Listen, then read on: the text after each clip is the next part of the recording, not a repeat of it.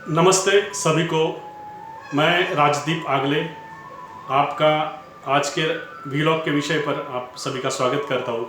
आज के वीलॉग के जो विषय है तो वो है आर्टिफिशियल इंटेलिजेंस, मतलब कृत्रिम बुद्धिमत्ता। यह एक विषय है। और 2 नंबर का जो विषय है तो बहुजन समाज पार्टी के संस्थापक मान्यवर कांशीराम जी, इनके ऊपर निर्माण हुआ है जो साहित्य है उसका हम लोग आज परिचय लेने का कोशिश करेंगे। तो पहले विषय की तरफ जाते हैं। जो पहला विषय है तो वो है आर्टिफिशियल इंटेलिजेंस।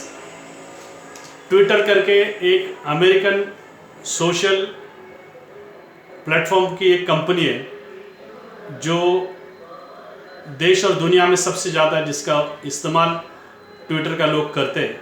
उस ट्विटर का नाम अभी बदल गया है, उसका नाम एक्स हुआ है।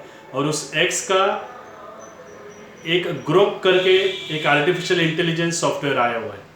वो देश और दुनिया में बहुत बड़े पैमाने पर चर्चा में आ रहा है, क्योंकि ग्रोक को कुछ भी जानकारी आप अगर पूछते हैं तो वो उसकी बहुत सटीक और सही जानकारी देने की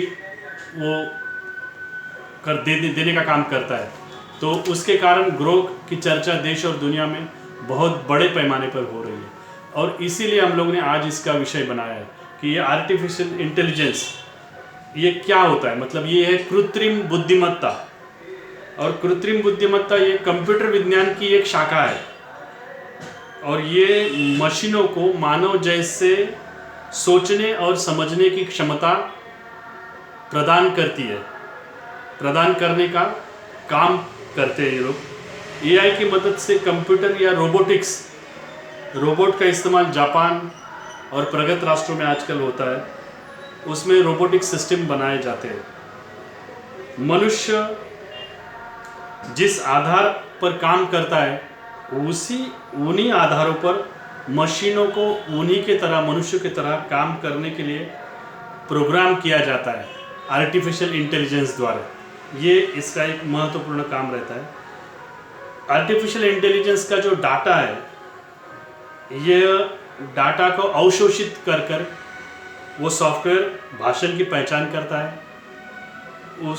उसके द्वारा पैटर्न और जो रुझान आते हैं उसके भी संभावनाएं वो देता है। वो प्रॉब्लम सॉल्विंग भी करता है। किसी भी तरह का कोई भी प्रॉब्लम हो वो सॉल्व करता है। मनुष्य को जो दिन में डे टू डे लाइफ में जो प्रॉब्लम आते हैं, मैथमेटिक्स के बोलो या कोई भी बोलो, वो हर तरह की प्रॉब्लम सॉल्व करने की क्षमता रखता है। बाद में वो भविष्यवाणी भी कर सकता है। जिस तरह मनुष्य भविष्यवाणी करते हैं उस तरह वो भी भविष्यवाणी कर सकता है। एआई एक लर्नर है, एक खुद भी जैसे मनुष्य एक बहुत अच्छा लर्नर है जो हमेशा सीखने की कोशिश कर सकता है, उसी तरह एआई भी खुद एक बहुत बड़ा अच्छा लर्नर है। वो एक अच्छा स्टूडेंट भी रहता है। जैसे मनुष्य हमेशा अच्छे स्टूडेंट हो सकता है, वह लॉजिकल तर्क जिसे बोलते हैं लॉजिक, उसका वो काम करने का मुख्य आधार है। फिर निर्णय क्षमता उसमें रहती है, डिसीजन मेकिंग रहती है। वस्तु का वर्गीकरण वो करता है, मतलब क्लासिफिकेशन करता है। क्लासिफिकेशन का अगर हम लोग एग्जाम्पल देंगे तो उसमें सोचो हम लोग जैसे सब्जी, हरी सब्जी हो उसका वो अलग अलग करके उसको एकत्रित करेगा। अगर फ्रूट सब्जी हो तो उसको भी अलग अलग करके एकत्र करेगा। लैंग्वेज को समझने का वो अच्छी तरह से समझता है। वो उसके पास जो डाटा रहता है वो अत्यंत बुद्धिमानता से उस डाटा का इस्तेमाल करता है। अच्छा, इन आर्टिफिशियल इंटेलिजेंस का आज की तारीख में इस्तेमाल कहाँ पे हो रहा है तो उसमें सबसे पहले जो आता है स्मार्टफोन्स, फिर कार, ऑटोमोबाइल, इनमें बहुत बड़े पैमाने पर आर्टिफिशियल इंटेलिजेंस का इस्तेमाल होता है। फिर सोशल मीडिया फीड जैसे फेसबुक, ट्विटर, ये जो फेसबुक सोशल मीडिया है, इसमें इंस्टाग्राम, इसमें इनका एक बहुत बड़े पैमाने पे, ट्विटर, इनमें इस्तेमाल होता है। फिर बैंकिंग सर्विसेज में इसका आज की तारीख में इस्तेमाल हो रहा है। वीडियो गेम्स में होता है। और डे टू डे लाइफ में मनुष्य को सुबह उठने से लेकर रात में सोने तक जो भी बातें, जो भी चीज़ें उनमें लगती है तो उन सब को बनाने में एआई का बहुत बड़े पैमाने पे इस्तेमाल आज की तारीख में हो रहा है। अभी हम लोग एआई के जो जन्मदाता है उनका नाम है जॉन मैकार्थी, जॉन मैकार्थी, ये आर्टिफिशियल इंटेलिजेंस इस तंत्र के वो निर्माता कहे जाते हैं, जिनका जन्म 4 सितंबर 1927 को हुआ और उनकी मृत्यु 24 अक्टूबर 2011 को हुई। वो एक यूनाइटेड स्टेट्स के कंप्यूटर साइंटिस्ट रह चुके हैं। और अभी हम लोग देखेंगे कि एआई की जो कंपनियां हैं वो कंपनियां कहाँ कहाँ पे है और कितनी संख्या में। तो सबसे पहला जो नंबर आता है तो वो यूनाइटेड स्टेट्स ऑफ अमेरिका का आता है, जहाँ पर 5509 आर्टिफिशियल इंटेलिजेंस की स्टार्टअप कंपनियां आज की तारीख में काम कर रही है। दूसरा जो आता है वो है चाइना, उसमें लगभग 1440 आर्टिफिशियल इंटेलिजेंस स्टार्टअप कंपनियां हैं। और तीसरा जो है यूनाइटेड किंगडम मतलब इंग्लैंड, जिसमें 727 एआई की स्टार्टअप कंपनियां आज की तारीख में काम कर रही है अलग अलग एआई पर। तो एआई की जो टॉप की जो 13 देश है उनकी हम लोगों ने सूची निकाली है कि कृत्रिम बुद्धिमत्ता में सबसे ज़्यादा काम करने वाले कौन से पहले 13 देश आते हैं। तो उनमें पहला जो है वो यूनाइटेड स्टेट्स ऑफ अमेरिका है, जो कि बहुत बड़ा शक्तिशाली देश है। और वहाँ पर यूनाइटेड स्टेट्स ऑफ अमेरिका ये it is home of Google. Google आज की तारीख में जो देश और दुनिया के सभी लोगों को महत्वपूर्ण जानकारी देता है। कुछ भी हो तो आप गूगल से पूछिए, झट से वो आपको जानकारी देता है। फिर एप्पल, ये जो एप्पल कंपनी है ये सबसे ज़्यादा टेक्नोलॉजी में आगे है। फिर फेसबुक, माइक्रोसॉफ्ट, ये जो कंपनियां हैं। फिर जो वर्ल्ड्स दुनिया की जो सबसे बढ़िया यूनिवर्सिटीज़ है वो भी अमेरिका में है। वो पहले 50 जो यूनिवर्सिटी है वो पूरी की पूरी चाइना और अमेरिका में आती है। पहली जो 50 यूनिवर्सिटीज़ आती है उसमें, तो उसमें सबसे पहली जो यूनिवर्सिटी वो कैलिफोर्निया यूनिवर्सिटी है एक नंबर पे। जो आगे आती है दूसरी वो कोलंबिया यूनिवर्सिटी है। फिर स्टैनफोर्ड यूनिवर्सिटी, बकल यूनिवर्सिटी। एक विशेष ऐसा बात है भारतवासियों के हिसाब से कि कोलंबिया यूनिवर्सिटी में बाबा साहेब अम्बेडकर जी ने बहुत बड़ा शिक्षण लिया था। वहाँ पे उनका एजुकेशन कोलंबिया यूनिवर्सिटी अमेरिका में उन्होंने किया था। और कोलंबिया ने पिछले 300 सालों में जो सबसे बढ़िया स्टूडेंट है उनकी एक सूची निकाली थी। ऐसे 100 स्टूडेंट्स उन्होंने निकाले थे और उसमें पहला नंबर जो आया था वो डॉक्टर बाबा साहेब अम्बेडकर जी को दिया गया था। बेस्ट कोलंबियन अवार्ड उनको अभी लगभग पिछले 10 साल पहले उन्होंने वो अवार्ड घोषित किया था, तब वो अवार्ड वहाँ पे उनको दिया गया था। ये एक गौरवास्पद बात है भारतीयों के लिए। फिर जो दूसरा जो देश है वो है चाइना। तो चाइना जो है ये भी सॉफ्टवेयर कंपनीज में जैसे फेसबुक, ट्विटर, इंस्टाग्राम ऐसी जो कंपनियाँ ऐसी वहाँ पे चाइना में भी बहुत बड़े पैमाने पे कंपनियाँ हैं जो बहुत बड़े पैमाने पे सोशल मीडिया में आगे बढ़ चुकी है। जैसे वहाँ पे एक अलीबाबा कंपनी है, वो अलीबाबा का इस्तेमाल सोशल मीडिया प्लेटफॉर्म पे बहुत बड़े पैमाने पे होता है। फिर टिकटॉक का इस्तेमाल होता है। टिकटॉक एक बहुत अच्छी कंपनी थी जो कि भारत में बात के समय में बंद कर दी गई थी। तो वो टिकटॉक भी बहुत बड़े पैमाने पे बहुत बड़ी कंपनी है जो कि भारत के अलावा अन्य देशों में उसका बहुत बड़े पैमाने पे इस्तेमाल होता है। फिर एक टेंसेंट कंपनी है, फिर एक बाइडू कंपनी है और हुआई जो एक टेक्नोलॉजी कंपनी है, मतलब ये एआई कंपनी है ये हुआई, जिसके हुआई के हैंडसेट भी आते हैं और मोबाइल टेलीकम्युनिकेशन सेक्टर में ये इक्विपमेंट बनाने का और इक्विपमेंट पूरे देश और दुनिया को देने का काम करते हैं लोग। ये जायंट टेक करके एक कंपनी आता है उसका, ये भी टेलीकम्युनिकेशन और इलेक्ट्रॉनिक्स जो कंपनी है, तो इसमें ये सब बहुत बड़े पैमाने पे ये पूरे देश और दुनिया को सामान पहुंचाने का काम करते हैं। फिर आगे यूनाइटेड किंगडम आता है 3 नंबर पर एआई के इस्तेमाल में, 4थे नंबर पर कनाडा, फिर जर्मनी आता है, फ्रांस आता है, जापान आता है। जापान की विशेषता ऐसी है कि जापान में रोबोटिक्स का इस्तेमाल बहुत बड़े पैमाने पे किया जाता है। रोबोट्स का इस्तेमाल जापान में सबसे ज़्यादा होता है और रोबोट जो है वो एआई टेक्नोलॉजी पर आधारित होते हैं। दूसरा उसमें वहाँ पे मैथमेटिक्स के लिए भी उसका इस्तेमाल होता है।